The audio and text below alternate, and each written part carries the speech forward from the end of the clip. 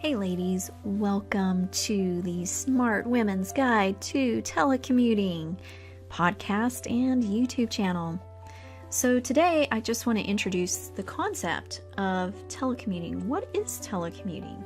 We have felt like our options have been that you could stay at work or stay at home.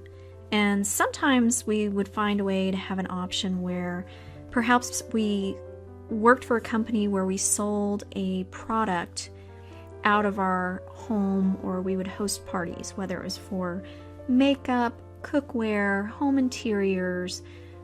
That seemed like our third option. And in this podcast series, what we will be talking about is telecommuting for employees who already work for a corporation or a company, an employer that is offering this opportunity as a job benefit, a job perk.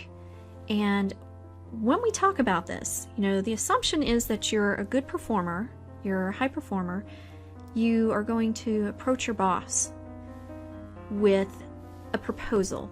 And it doesn't have to be a formal proposal, but basically you're going to have a conversation with them, and you know what type of boss you have, whether they want to see documentation or they're okay with just a conversation. But how do you approach them with what you need for making the case that you could telecommute 1 or 2 days a week? And so when we look at this, it's not necessarily that we're looking to telecommute 40 hours a week, but we are looking to maybe have 1 or 2 days a week. Now, there's going to be cases where perhaps you're a member of a military family, your spouse is in the military, and it's time to rotate, and you like your employer. They're an employer that would let you potentially telecommute, so you might be in that situation. In my own life, I was in a situation that my spouse was offered a position in another state. I, in my job, covered that area, and so I approached my boss because our company was just offering telecommuting as a job perk, a job benefit. And it was an interesting journey because our company, other than like a little 15-minute video training, didn't have a training put together.